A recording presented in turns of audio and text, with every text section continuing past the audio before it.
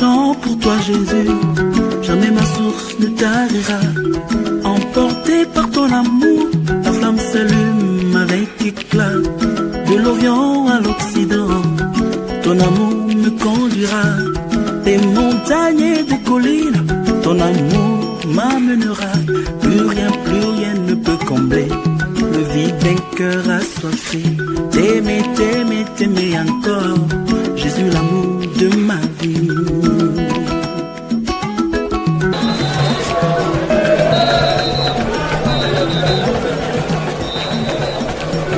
Encore un chant pour toi Jésus, jamais ma source ne tarira. Emporté par ton amour, la flamme s'allume avec éclat. De l'Orient à l'Occident, ton amour me conduira. Des montagnes et des collines, ton amour m'emmènera. Plus rien ne peut combler le vide d'un cœur assoiffé.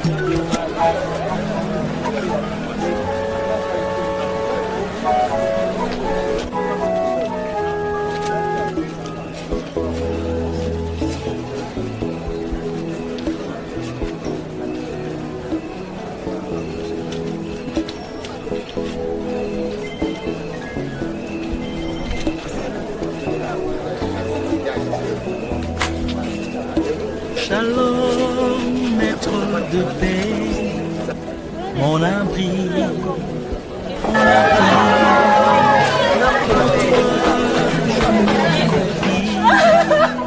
Le Dieu de tous mes défis, tu essuies toutes mes larmes, tu me couvres toutes tes plumes, et ta paix remplit mon âme. Shalom, la paix de Dieu. Shalom, maître de paix, mon abri.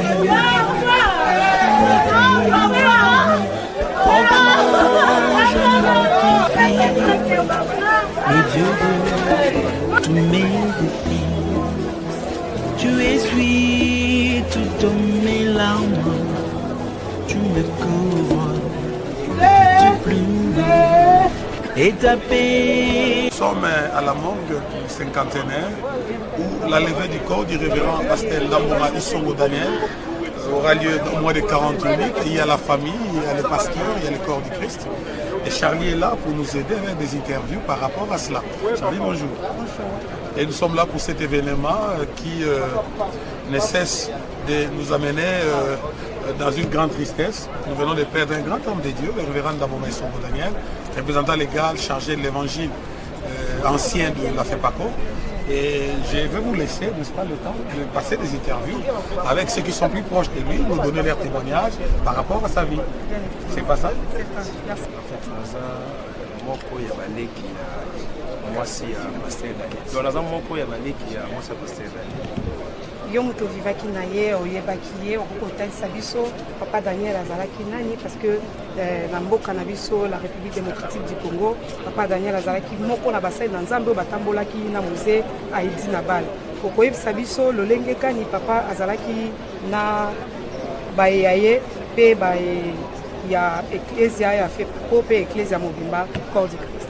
Ok, merci. Na tikala kozala membre ya église FEPACO te na yebaka pe le fait Aïdi Nabal, mais au moins j'ai eu à travailler avec le pasteur Daniel, non seulement le rôle de beau-frère, mais Nazaki réalisateur, caméraman. Il y a une émission na ye avec le RTGA. C'est moi qui filmais cette émission et puis c'est moi qui réalisais. Je crois que c'était pendant 1 ou 2 années, émission dans le canal RTGA. Alors, à chaque fois que dans nos années, dans notre travail, le rôle de beau-frère, beau-frère. Il était vraiment un papa bien pour moi.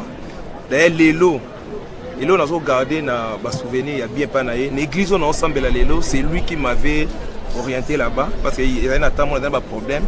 Je suis allé les voir comme pasteur. Et puis, je ne te parle non comme beau-frère, mais comme pasteur. Voilà, j'ai des problèmes peut-être. Nous avons recommandé mon Yabana. Et lié à recommander par pasteur Christophe Ngandou, c'est là où j'ai pris maintenant l'église Mera. C'était un papa au Sangi Sabato. Et le son a la famille, ayebaki vraiment osangisa bato et puis aza na motema très sensible donc soki oexpose problème ande kozwa likambo ya moto lokola ya sensibilité wana eza oyo nga na remarkaki epa na ye puis azalaki na humilité moko je ne sais pas expliquer c'est vraiment un bon papa oyo ngai nakokoloba ya malamu ezali ke papa na biso alakisaki biso bolingo kolingana alingaki biso mingi et puis lisusu eloko mosusu na retenir ya motuya ezalaki ke nazalaki koluka mosala nasali 2 ans nazoluka mosala natamboli bisika na bipai nazwaki eloko moko te mais le jour oyo nazoi na ye epai na ye atominga nini mami nga na biso papa ya mosala eza te natamboli bisika nyonso to mosala eza te ayebisi nga alobi nafukami abondeli mpo na nga aye koyebisa nga alobi kende koluka bango lisusu te kokende kotambola lisusu te yo vanda bango moko bakobenga yo donc 2 semaines elekaki te babengaki nga et puis le même jour je suis arrivé na mosala na bandaki mpe mosala mbala. Bon, papa Daniel Ndangoma, je l'appelle mon père parce qu'il incarne beaucoup. Il a joué beaucoup de fonctions dans ma vie.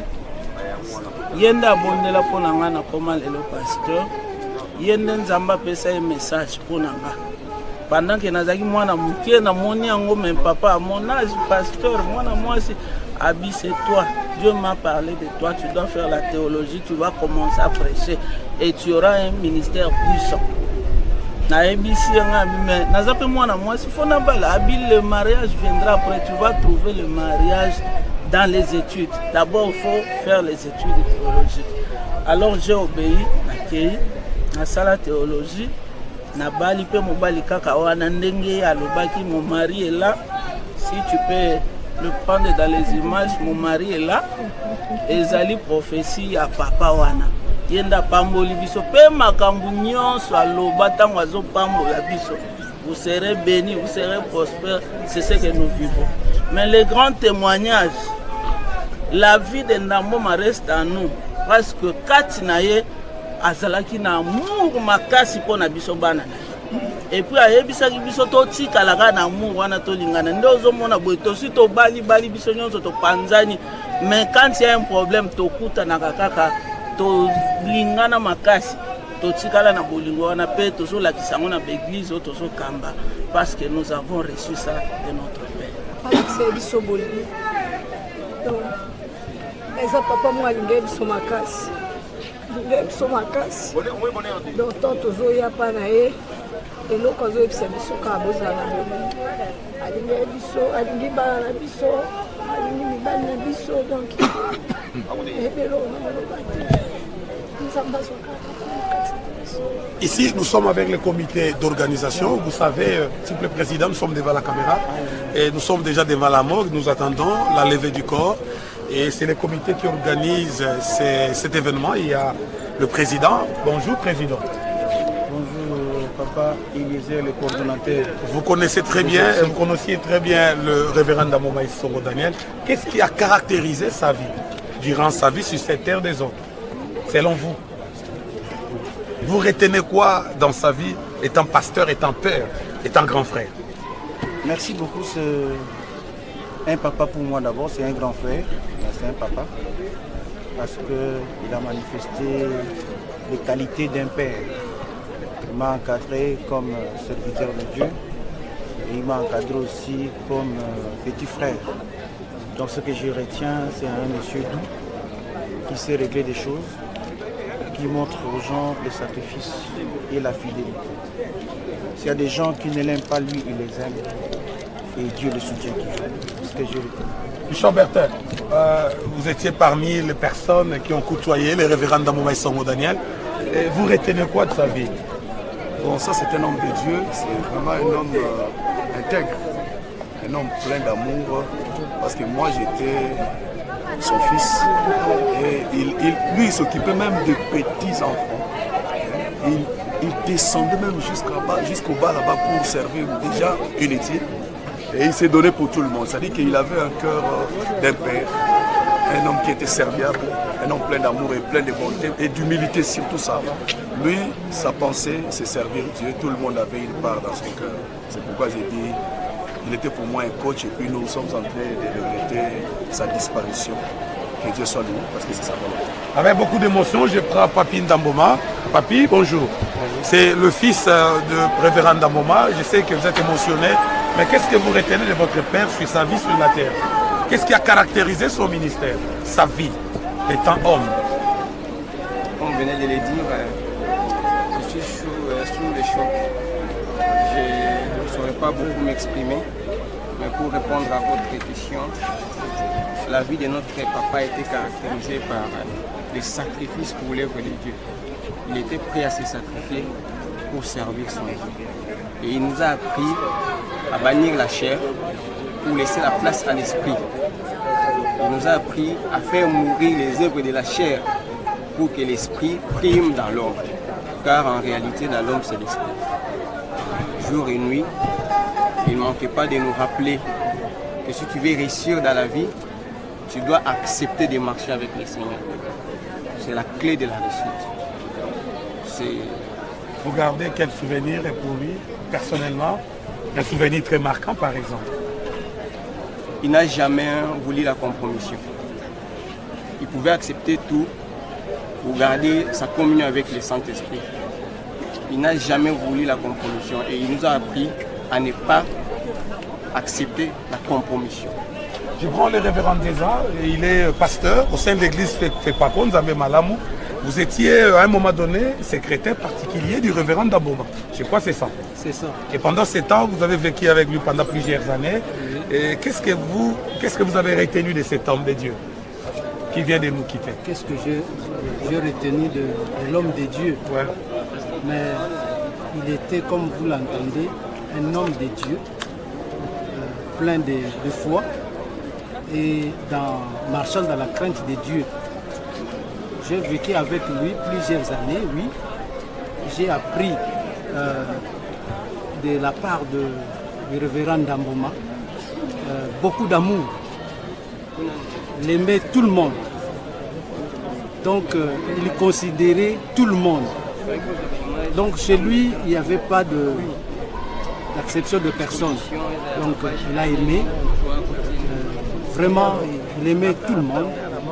Il a vécu avec avec tout le monde, toutes sortes de classes. Donc il a vécu avec eux. Avec moi, il y a beaucoup.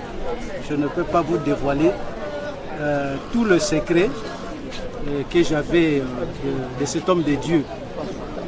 Nous étions avec lui, nous dormions ensemble avec lui. Il m'a révélé beaucoup de choses. Il y avait aussi des intimités dans lesquelles nous partagions ensemble. Donc avec le révérend Ndamboma, ce n'est pas vraiment le révérend pour moi, c'est un père pour moi. J'ai été secrétaire particulier. Vraiment, il me disait tout, il me dévoilait tout. Voilà. Ils sont là.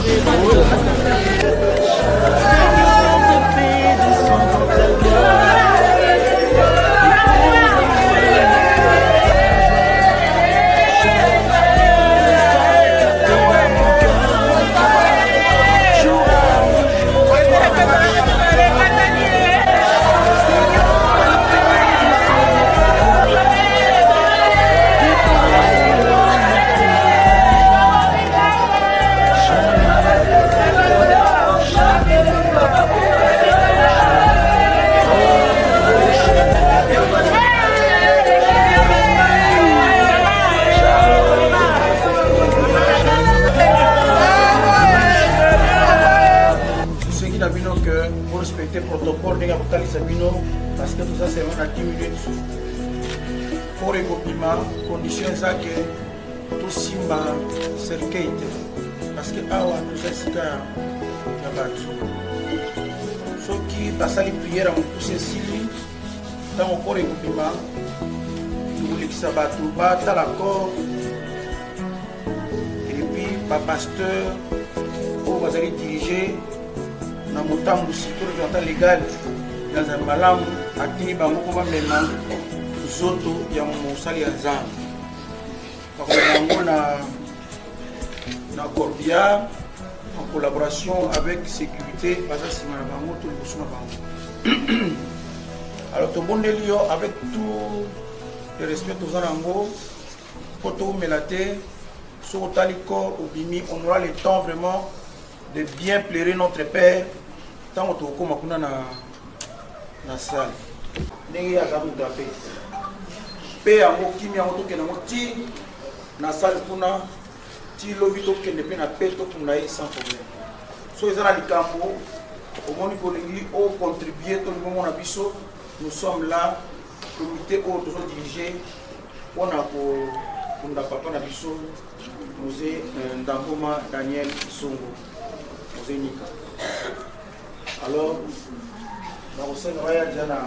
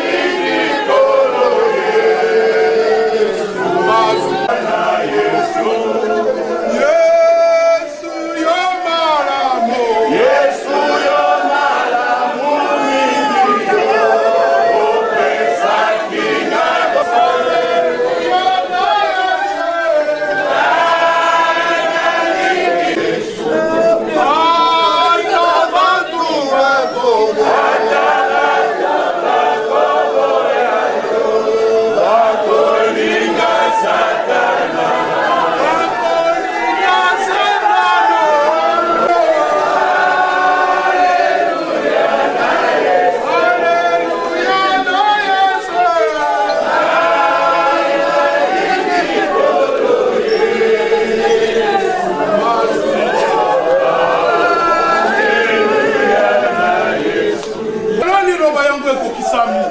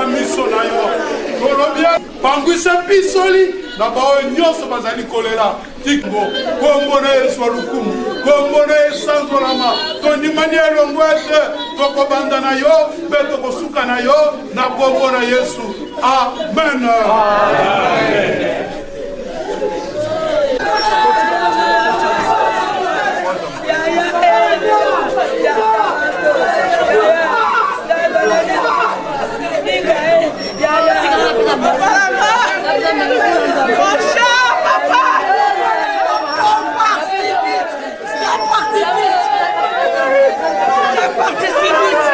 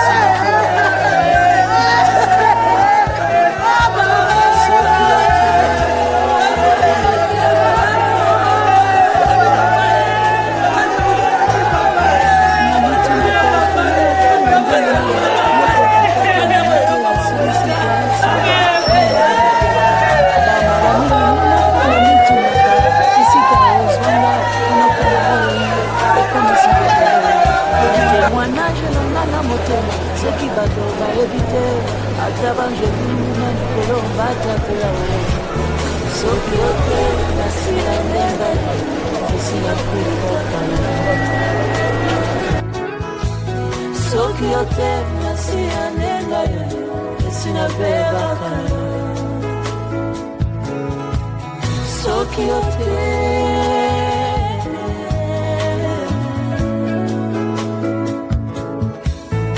Zambé a seconde chance bisika bato bakani bikuke olobi na ngai okofungola mpona lekalisusu si je n'avais pas pour moi le tour du Japon manituni nyakoka tokoma wapi na Kinshasa mpe la kinasialio basala baplan balengela kutu jusqu'à la dernière minute kasi sukasuka mokonzi na nga kotimika yango soki yote nasi ya ndenge nasi na kufakala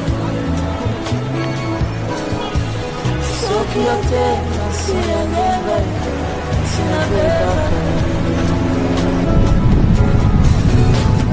nyonso yanga ekosangika mokonzi yo akimalia mon héros est heureux je sais pourquoi je l'adore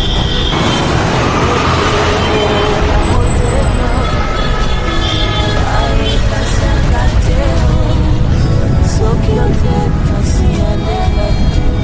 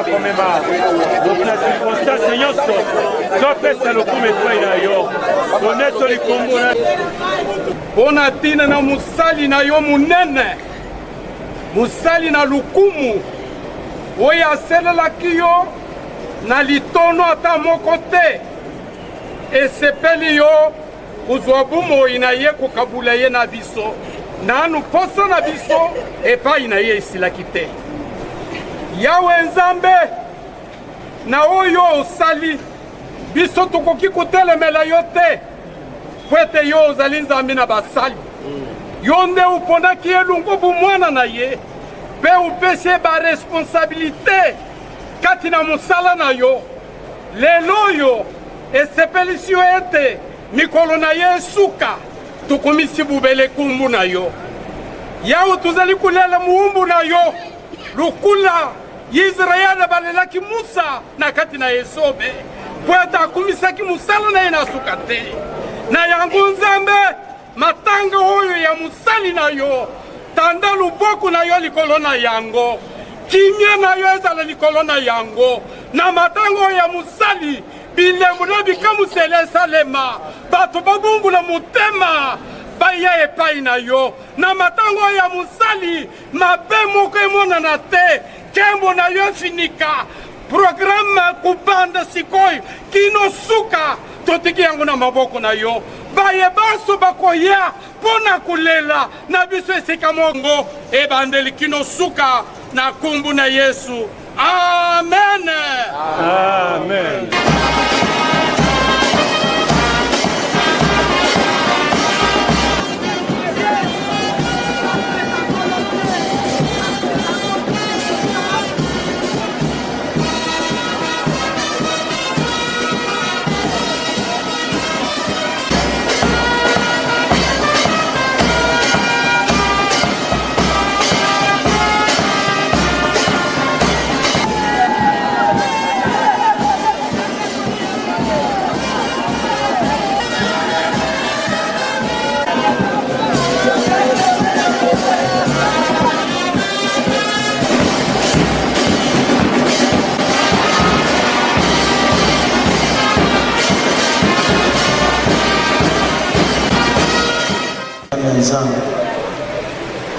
Modérateur Oyo Aoutina, tout ce qui est famille là, merci pour la bonne sauf que vous soyez par rapport les camarades parce que jusqu'à 14 familles parties d'abonner pour la communion pour le moment jusqu'à 14 pas de sans problème. Voilà tout ici. oyo ezali matanga ya mosali na nzambe ebongi ale malilongo na nzambe na mosali na nzambe paster Christophe Ngandu ya église mec première keimo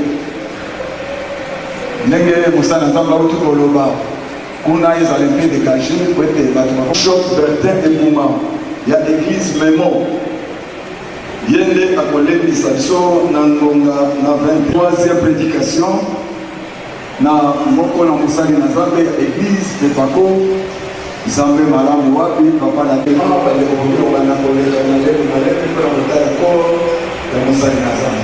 Merci. Ntango tolamuki na ntongo tozosituka okuna asituki okuna mpe asituki ntango ozosituka nde orealizeke naza na bongo me ntango olalaki oyebaki te oza wapi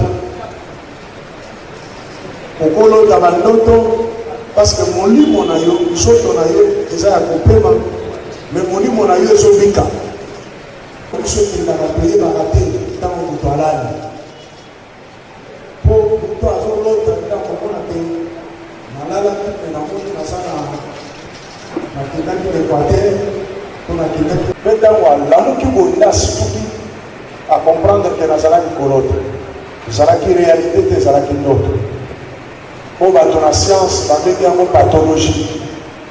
Donc ndenge tolalaka toyebaka te molimo na biso ekendaka wapi. Yango wana Bible ezali koloba soki toza kobika tozobika mpo na ntina na biso moko te tozobika mpo na Nzambe. Po Nzambe nde azodeside ke yo okokana kozonga eza lokola ntongo etani nzambe akomi kosala pene ya bato esengeli balamuka soki nkombo na yo nzambe abengi yango te yo okolamuka te ituku ezoleka bato bazosala makelele me ndeko alali profondement ti ndenge pongi ekosila ndambola moko mpe alali keke esika moko akobatama alali na moi mokolo moko nazalaki curie nakende kotala moko nano eske akufi mpe eza ndenge luta epesi nga mateya kolakisa te soki nano nzambe abengi yo te eolamuka okolalaka okolala te ndenge nzambe akobenga vala pourkui na bandako na biso bayibi bakotelaka biso moyibi akoti abuki ndako azwi biloko azosala makelele na ndako me kolo ndako aza ya kolala eza teke aza na kwiti eza teke batobolaki etonga ya pongi na aza ya kolala moto ayebaka ntango nini akendaka na mbeto mpona kolala me motu jamai atekaka koyeba ntango pongi ezwaka ye yango moni motu mosu azolala na volant nga nasi nasala accident nalali na volant tokuti na veye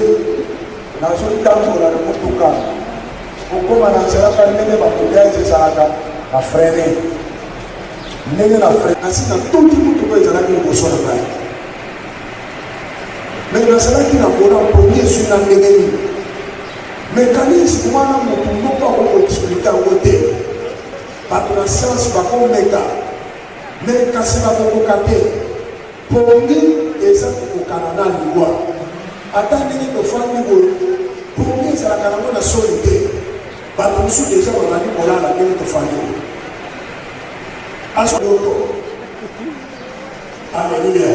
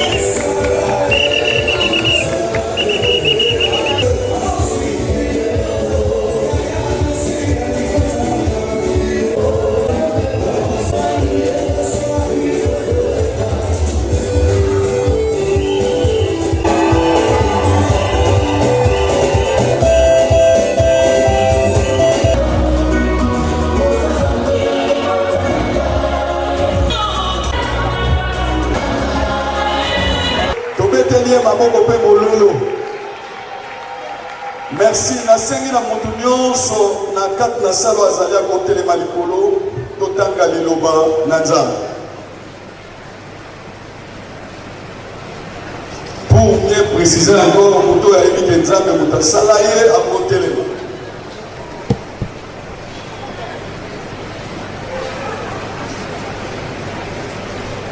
Totangi liloba na Nzambe na mokanda ya Luc chapitre 16 verset 22.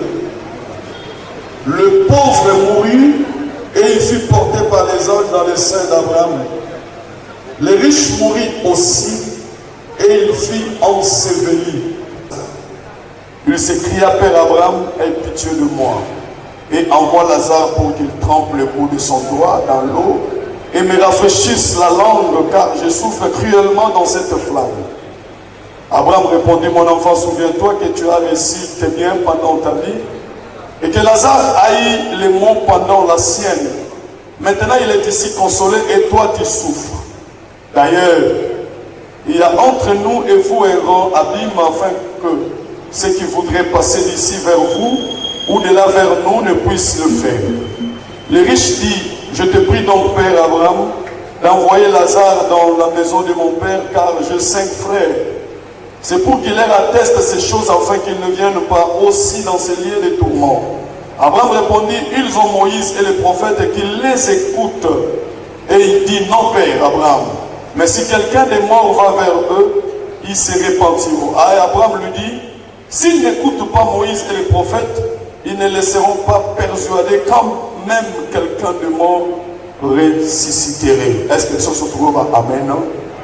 Tout ce qui vient tout bon. Nzambe monene mokeli na likolo pe na se tata na Yesu Kristo topesi yo merci pour la ntango opesi biso lisusu kozwama na esika na circonstance oyo na liwa ya papa oyo toyebakakabola liwa na yo apakolama topesaki na koleka esika oyo pe tokofi pe na biso na ekoko na yo oyoka na biso makeleli force agréable pe na ramener tout esprit actif à l'obéissance de la parole et de je contrôle ces paroles. Na popo na Yesu Masiya bisonso tolobi. Amen. Merci Tovandi.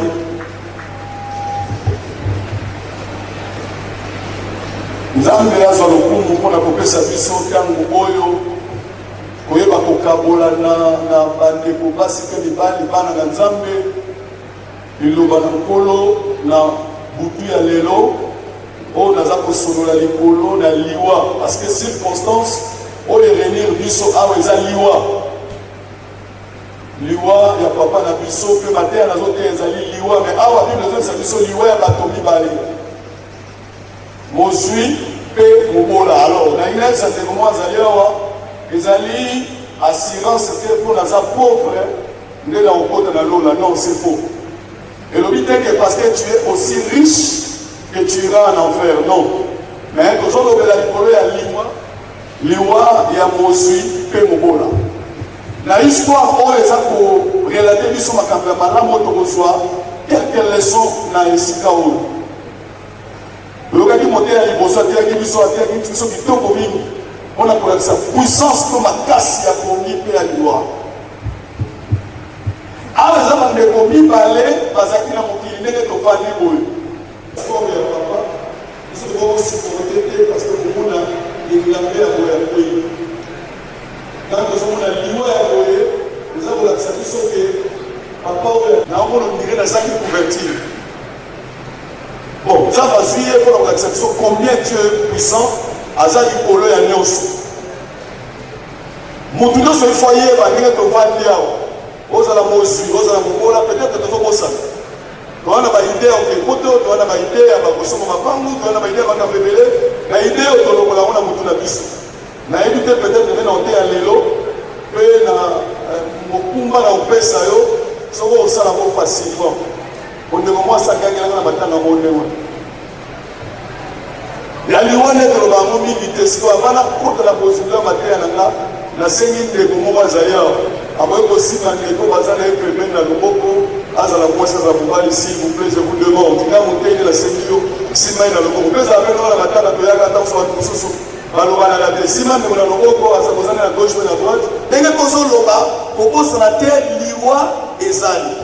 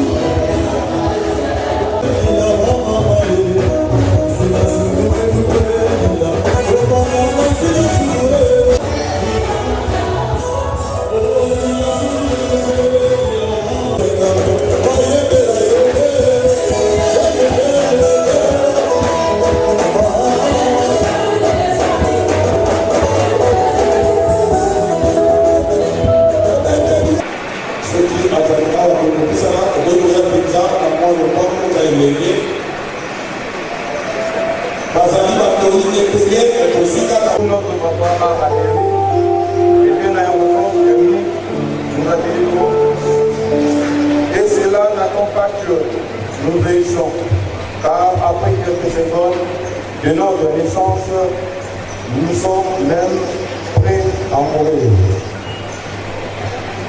Touché, oui, abattu, non, parce que celui qui est notre homo, le révérend Lambon Matsongo, avait bien achevé son œuvre comme un bon guerrier. Il était fort comme un lion et léger comme un aigle. L'heure est venue pour lui d'aller voir son Créateur. Et nous ne pouvons que bénir le Seigneur pour sa volonté. Nous qui sommes restés observons qu'il nous a appris de la part du Seigneur afin que nous le rejoignons au jour du Seigneur. Que l'âme du serviteur de Dieu dans mon ambition Daniel, qui est mon nom, repose en paix. Merci. ezali moko na bandoi bazali ebele bayokanaki moko na bango ekosala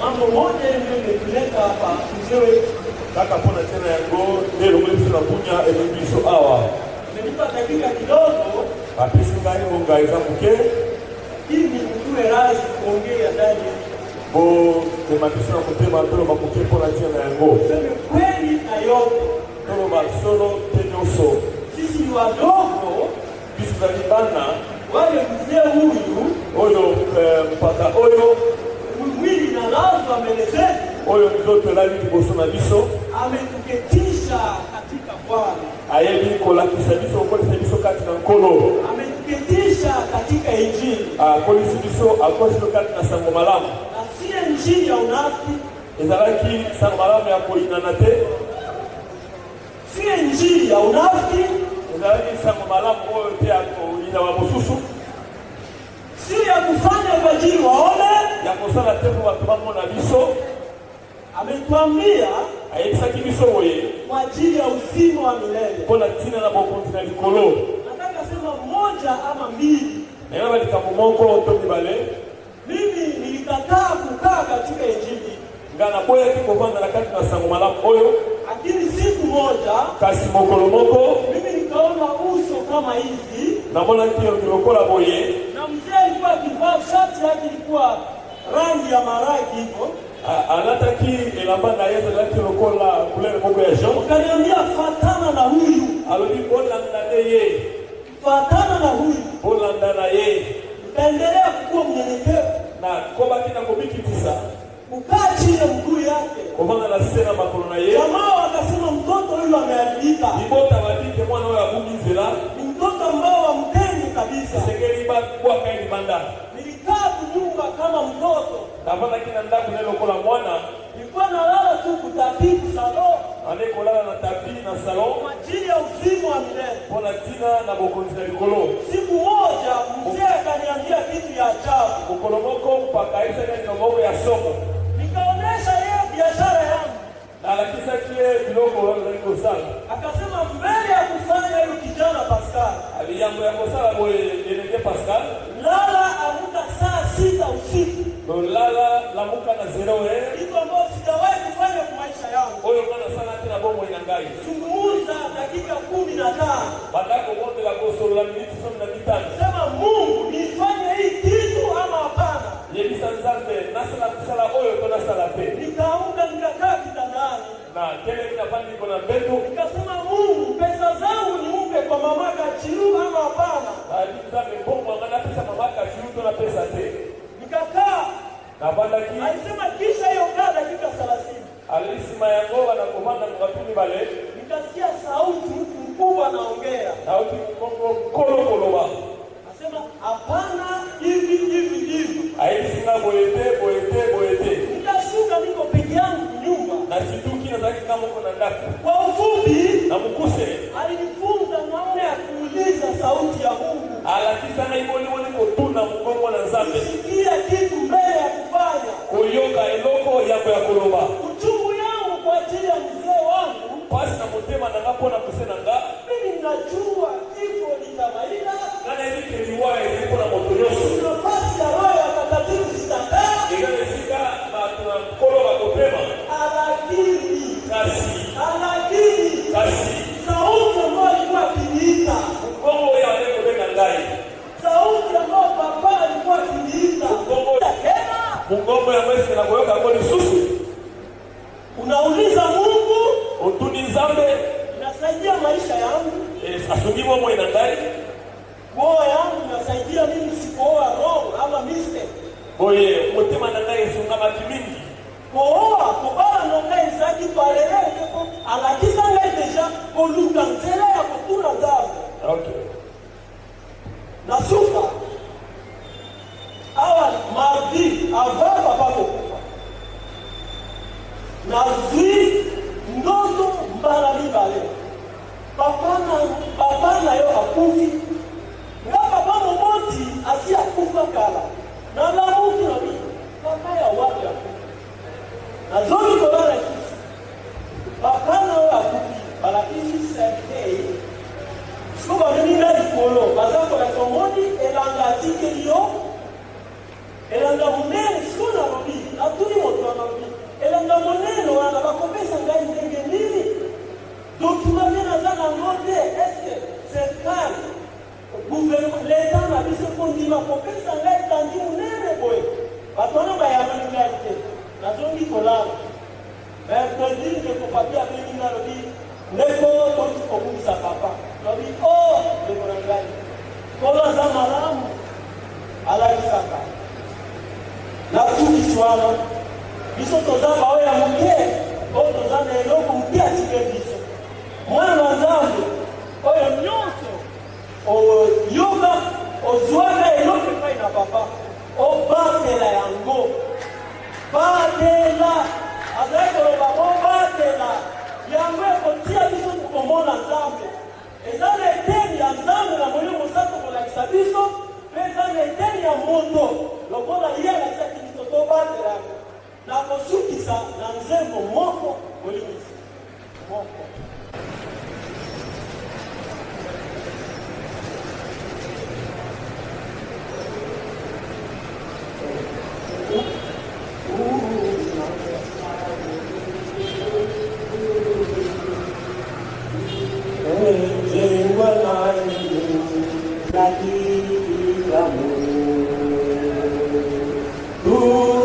Tutakusanyika ngamo, kuona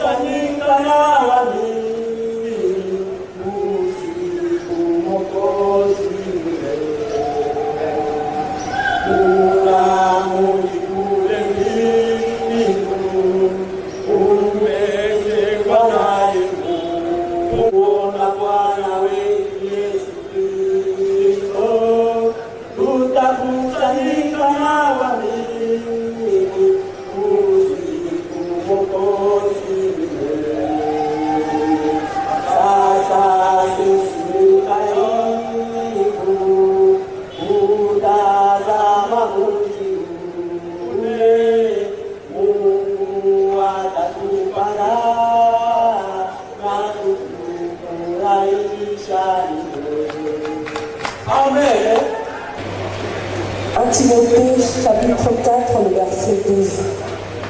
Il a été un modèle pour ma famille, en parole, en conduite, en amour, en foi et en pureté.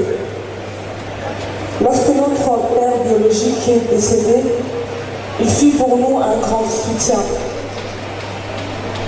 Alors que très peu de gens nous comprenaient, il a été patient et il nous a instruits à garder la foi.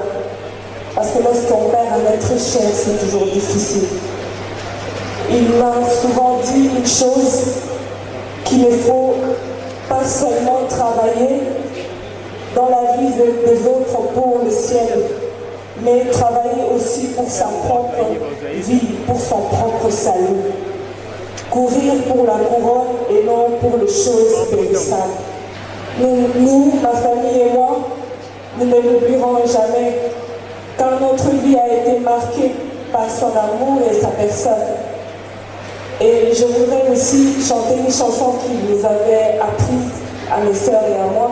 Je vais juste chanter le refrain, parce que je crois que ça aurait été vraiment un souhait pour lui de m'entendre chanter. Seigneur Jésus, ne délaisse pas, que cela te pour la paix. Merci.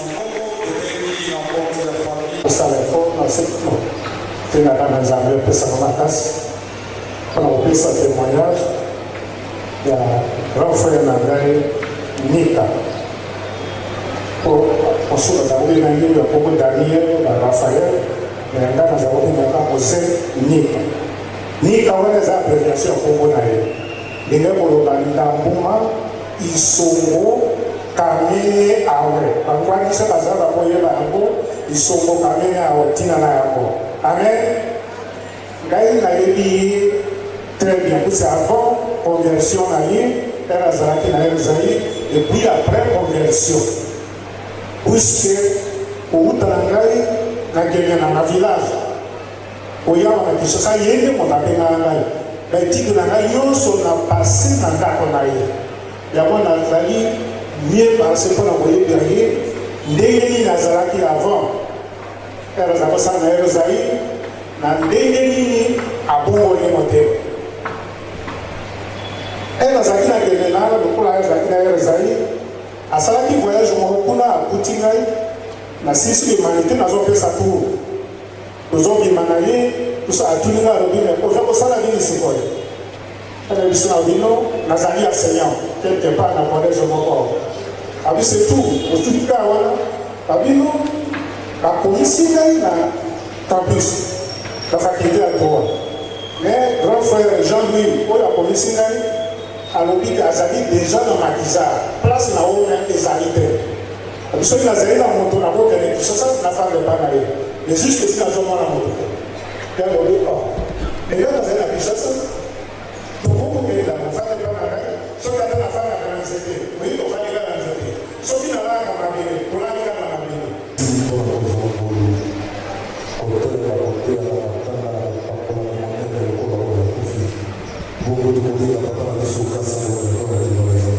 biso lelo kati na matanga na bobulami na yo mpona biso kokumisa yo po eti osali volonté na yo ntango ekoki mosali na yo atelemi mpona liloba soki nazoloba eza eglize ya congo nde perdre elombe moko po ete oyo alali aza elombe ata na telefone les uns pour la vie éternelle et les autres pour l'opprobre, pour la honte éternelle.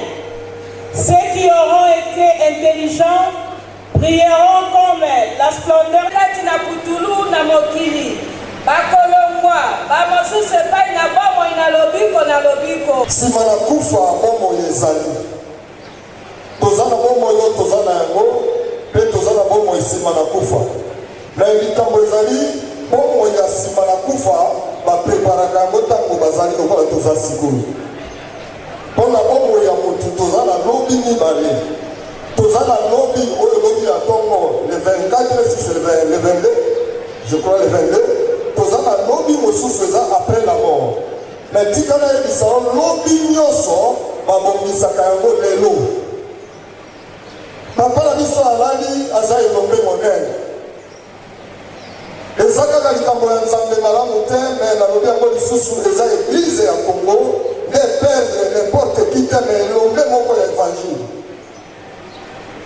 Awa Daniel aza koloba na biso boye, bato nyonso oyo balali pongi po ete papa akufi te alali, yo mpe na ngai lelo toyei lobi biso mpe tokolala, mokolo kuna mosusu akolala, me alobi boye epai na bato bakufi oyo balali pongi, nsima na kolala pongi bakosekwa, me soki ekomi likambo na kosekwa ekozala na kategori mibale ya bato mosusu bazosekwa mpona koyoka soni ya libela na libela, eza mpe na bato mosusu bazosekwa po ete bakende na bokonzi ya likolo bazala na vie éternelle. Mais or mpo moto asekwa azwa bomoi na seko ntango malamu ya kobongisa yango yango oyo bandeko, lokola mokolo moko eza koleka tozopusana pembeni ya cercueil, okoki kosala fete anniversaire, mais yebaki soki ozalaki na 15 ans otikali na 14 ans. Ndenge mpe lelo ezoleka tozopusana pembeni ya libulu, ezosenga na biso tozala distrait te. Mokili okoleka ntango toza na bomoi nde tokoprepare mpona kokɔta na bokonzi ya likolo.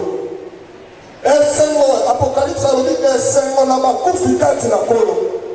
Lelo toza na mawa na lingomba, lelo famille eza na mawa, mais soki tozongi na liloba na Nzambe eza esengo po ete papa na biso akufi dans le Seigneur, akufi libanda na kolo te, akufi kati na sango malamu.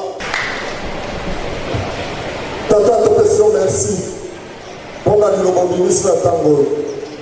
Biso tosengeli kobongisa lobi na biso ntango toza na bomoi po ete mokufi akobongola lisusu motema te. Merci mpona liloba oyo molimo mosantu.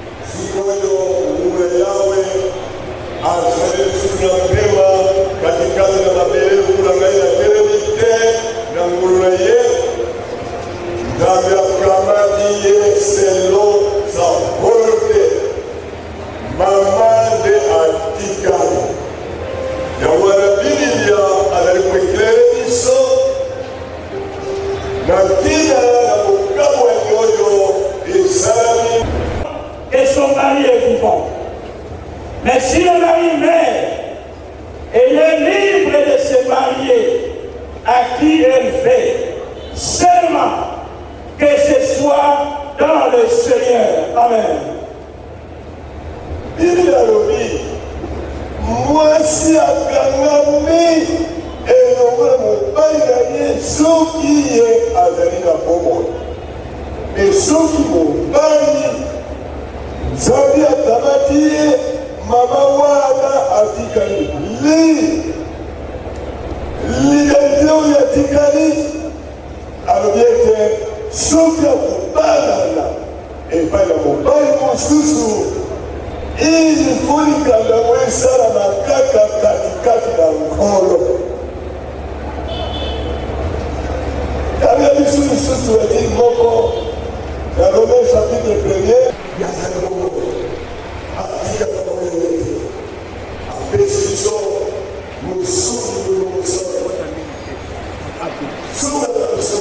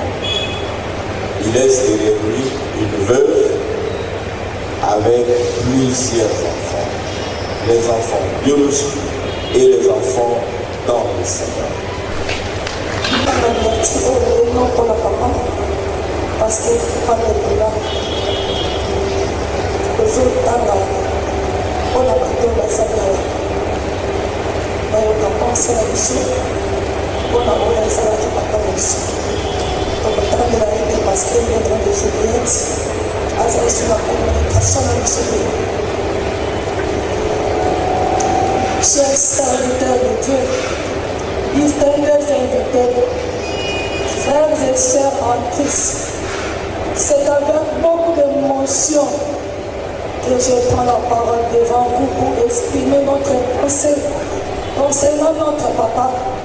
Nous citons le révérend Ndamboma Issogo Daniel. Nous sommes tous réunis ici ce jour pour dire au revoir à celui qui a été cher pour chacun de nous. Si chacun de nous a certainement un témoignage sur ministre disparu.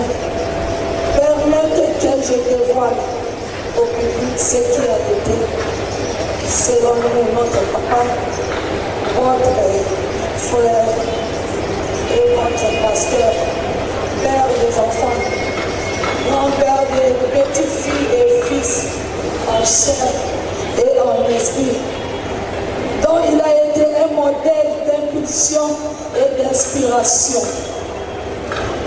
Pour nous, ces enfants et notre mère, papa était un homme droit, honnête, d'amour, que nous n'avons jamais vu. Pour l'Église, il a servi le Seigneur en esprit et en vérité. Il a donné sa part dans la moisson du Seigneur en propageant l'évangile de Jésus-Christ partout où il est passé, en gagnant des âmes pour Christ, en défendant toujours la vérité de la parole de Dieu, qui est considérée comme la colonne de l'Église, même si cela pouvait coûter cher au prix de son sang. Aujourd'hui, il part et nous laisse un témoignage louable, un modèle pour tous ceux qu'il a formés et nourris de la parole de Dieu.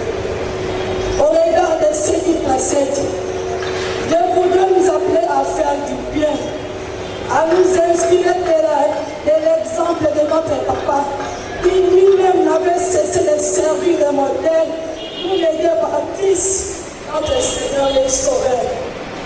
L'amour, la grâce, la paix, la sanctification, l'humilité, l'esprit de sacrifice caractérisait sa vie.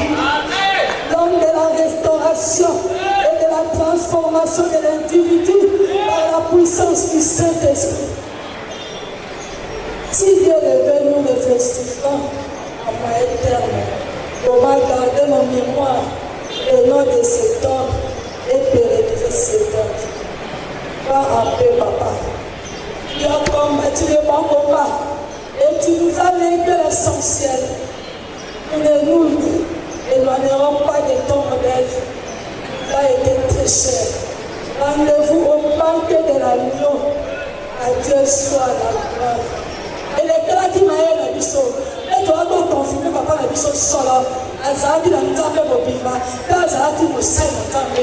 Yango héritage totika yango, et topesi nzambe na yo merci. Nzambe edi na bala oyo akomelaki esango malamu.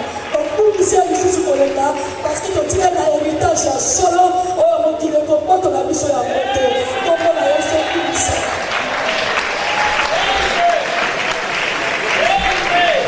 Oyo ekobaki te, na nyonso asali un jour tokokutana na ye soki biso na bino nyonso tu totamboli na nzela ya kobanga nzambe po ete nayebi ndenge ye azalaki kobanga nzambe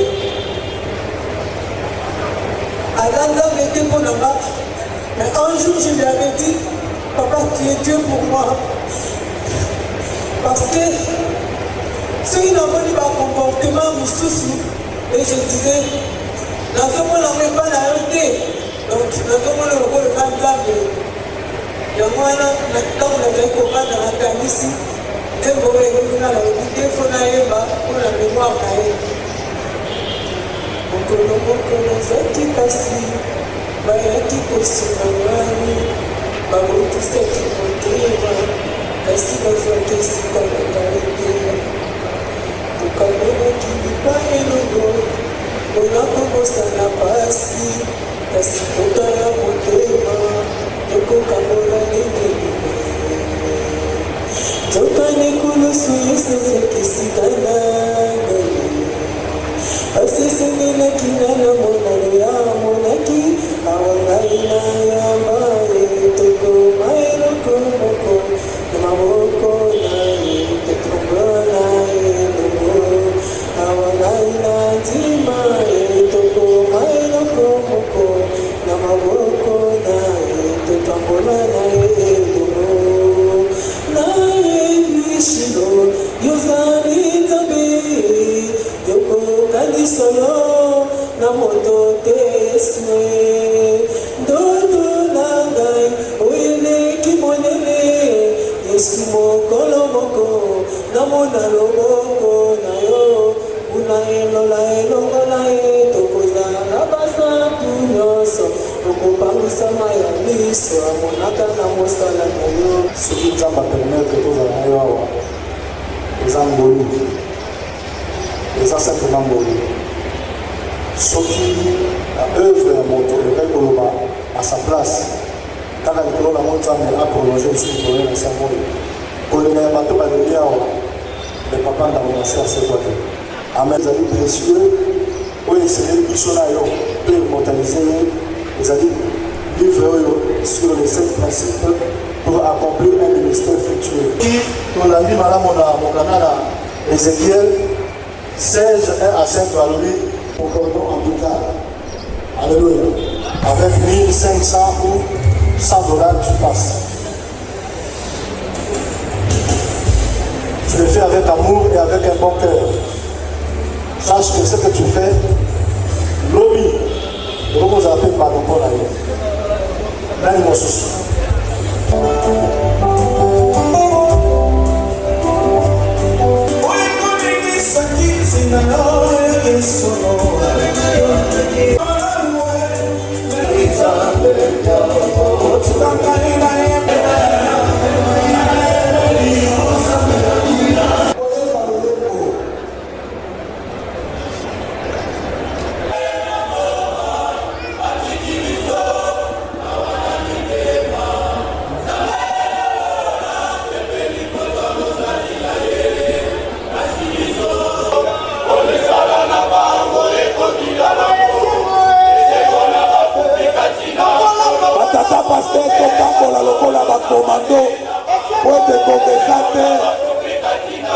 Ambulance, eza déjà encore bien, eza déjà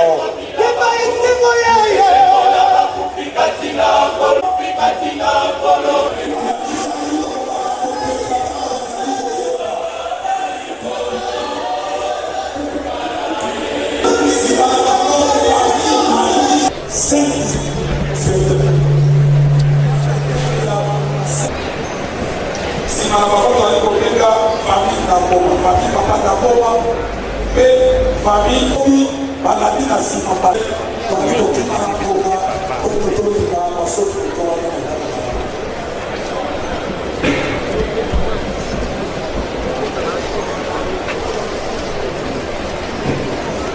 famille na boma na famille bozomi nazali kolenga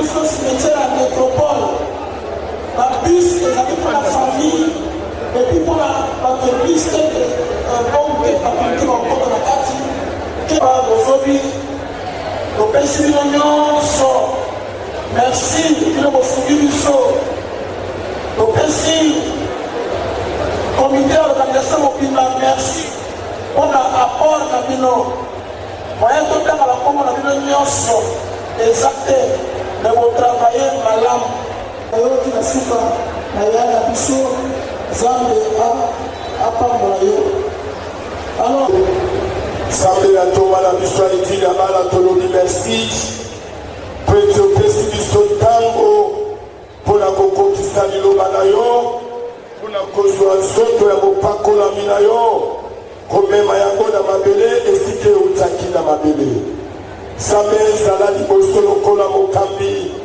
nsima mobateli tambwisa biso na se na lipata na yo kino tokokoma na cimetiere na kimia Kristo merci Zambe na etina bana koakompanye biso kino na lita na kimia mpe matambo yo kosuka na kimia na kombo na Yesu Kristo tomondeli mpe totimi amen amen.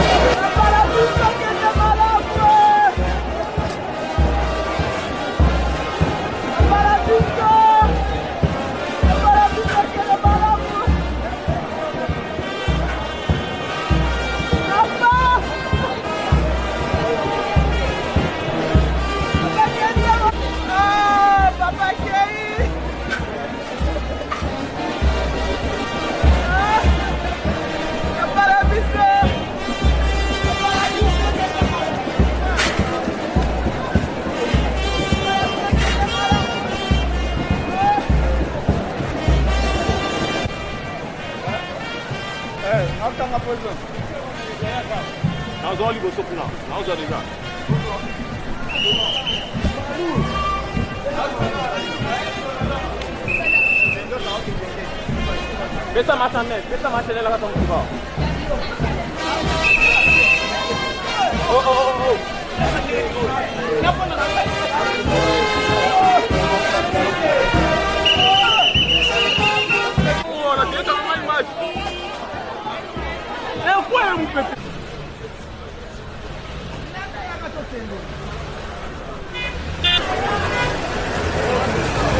L'impolitesse de l'honneur.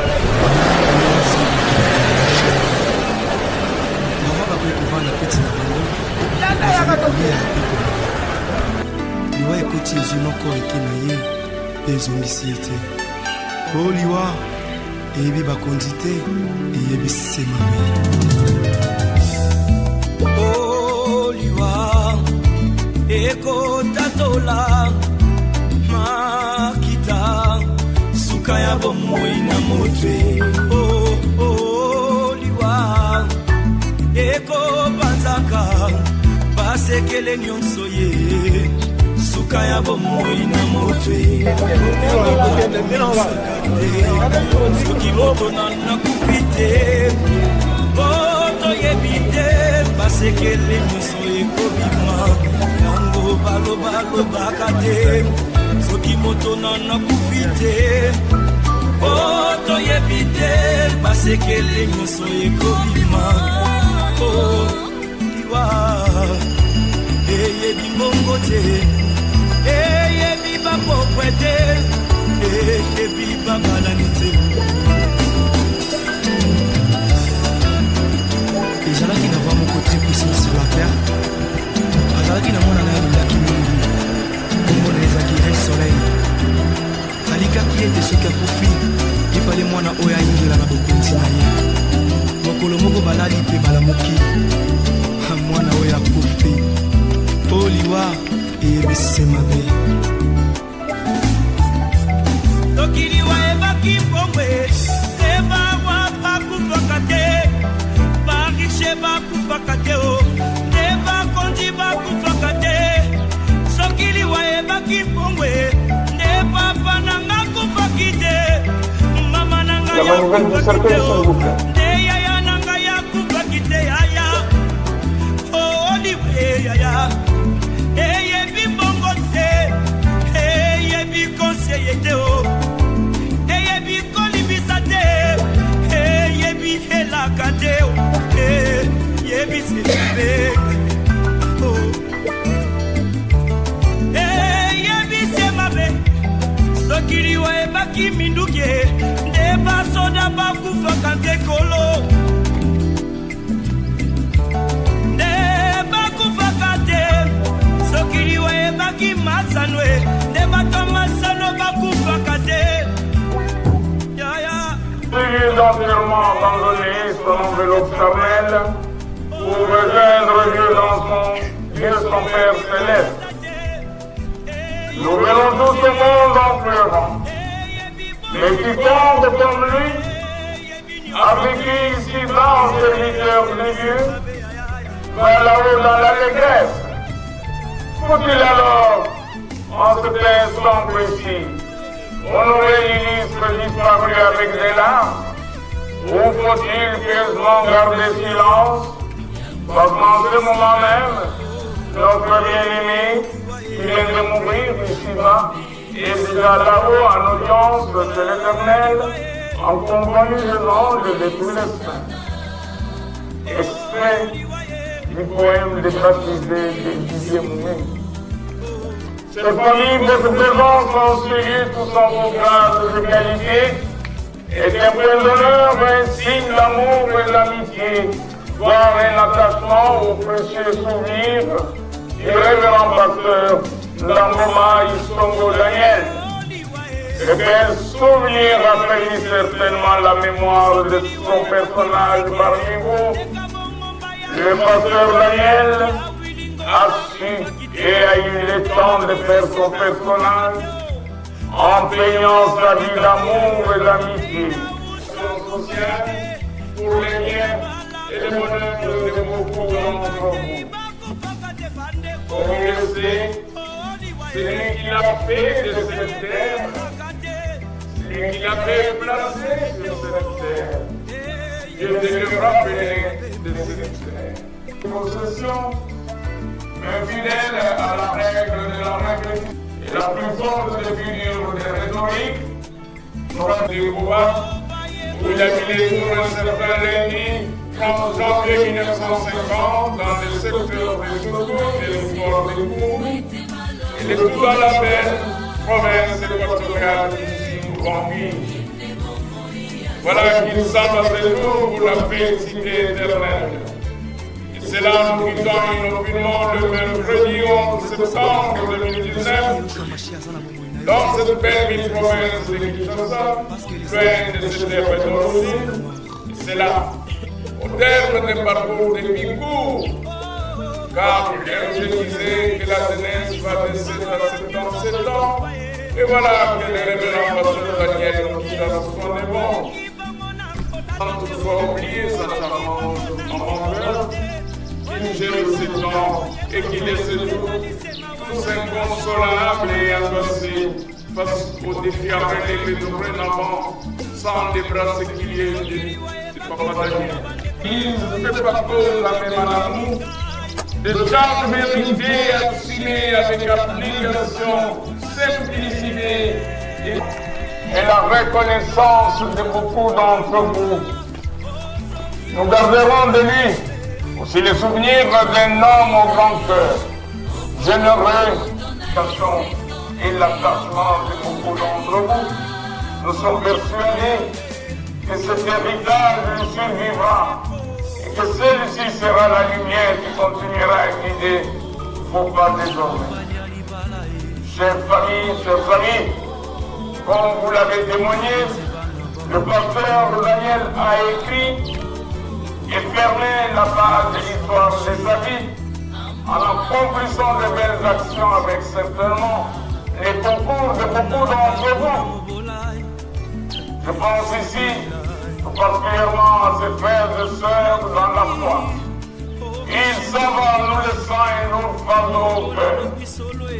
À l'égard du pasteur Daniel, c'est à elle, à cette famille, qui profond message de cœur qui nous dit qu'il veut que nous acceptions comme nous sommes à condition humaine.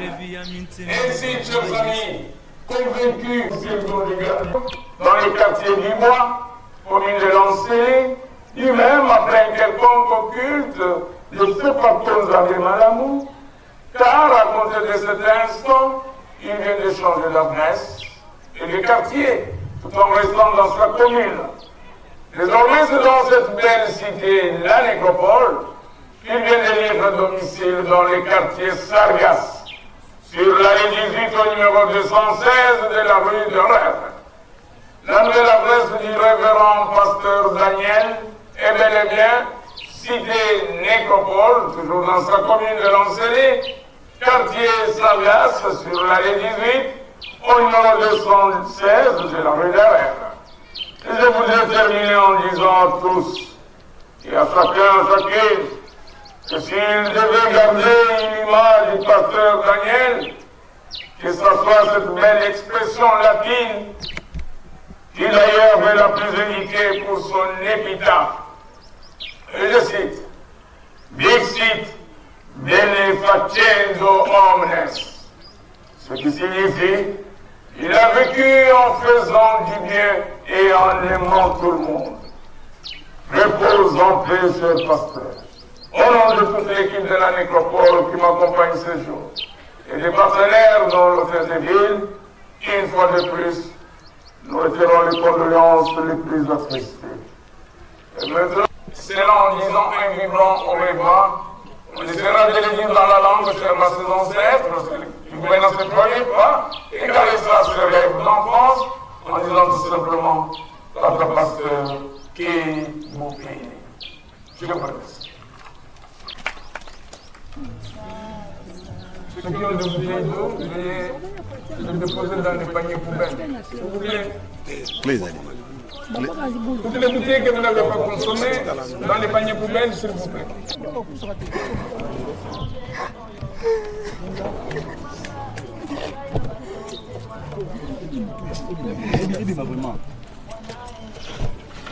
Baptiste,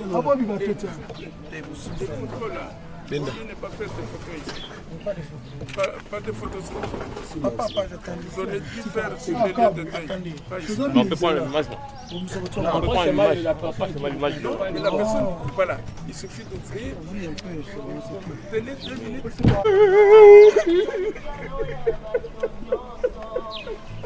Voilà, Kanga. Allez, bon mat, N'oubliez pas la manivelle.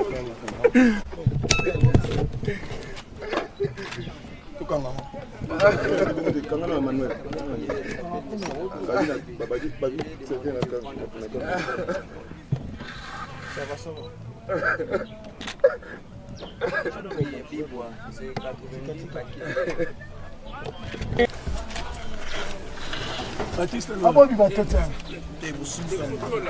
On n'est pas fait de photos ici. Pas de photos ici. Soki oyoki moninga na likambo monene mpenza mpe amabe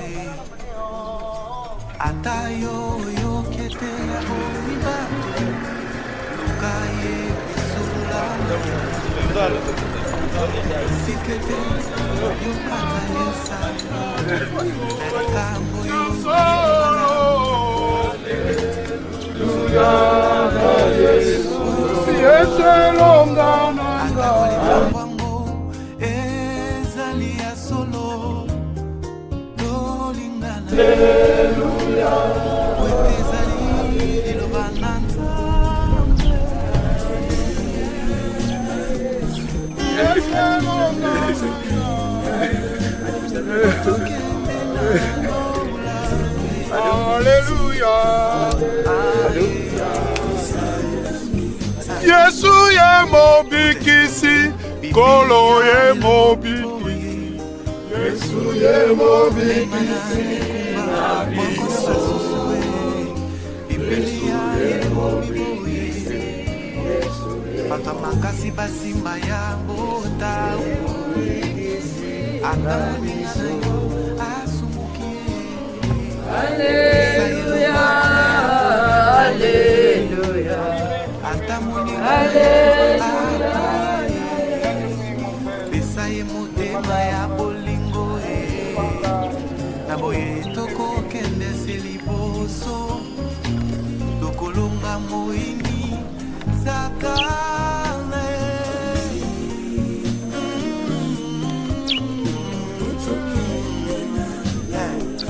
Wamba wango tukala wabidizo.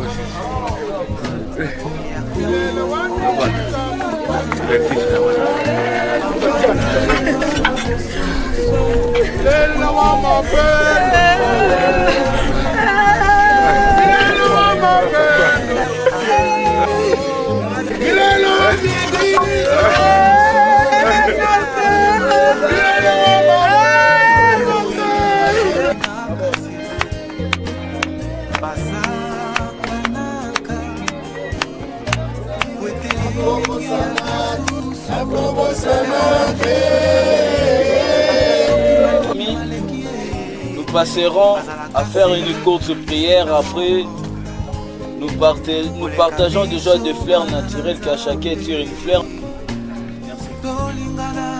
Vous allez kobonde. Yo ponaki mosai na Daniel. Petoyebi na sena moy. Ete mukolo moko. Okutala ki na epe o changer kombo. Opesi kombo ya Daniel. Zambe na bolingo na likona mosali na yo. Boye kozongisa lokumu epai na yo po yo lobaki ete na makambo nyonso tokumisa kombo na yo. Batelaka oyo nyonso batikelo na kota na yo. Ya nzoto pe na molimo. Ndakisa ya ndamboma. Yesa ndakisa ya biso ba oyo totika na boso. Tosaila agrégation. Simpliso benga kieza melemo. Otiki nyonso na mpe na kimia na yo mpe na bokambami na yo na kombo na Yesu. Amen. Alléluia, Alléluia, Alléluia, Yesu. Alléluia, Alléluia, Alléluia,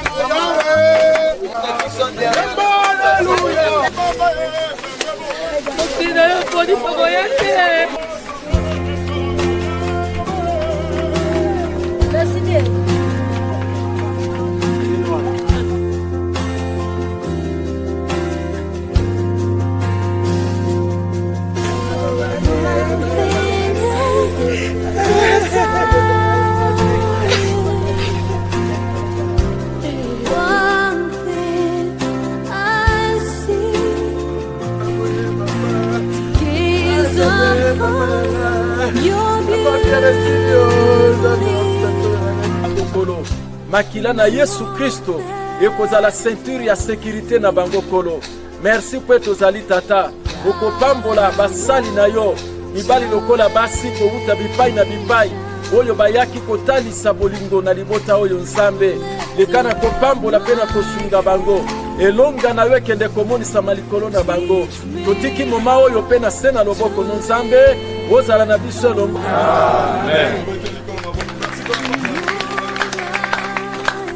libota ebongisi mwa eloko mai to mwa lipa to mwa kwanga oyo tokozwa so ngonga ekoki ozongi parceke tokomi batanga eza te ntango mingi akumela oyo akozwa eloko na ye azomwa lipa mwa nini tovandi tozobondisa mama mpe libota omonike ntango ekoki ozonga nzambe apambola biso Lord, your name is higher than all created things, higher than hope, higher than dreams.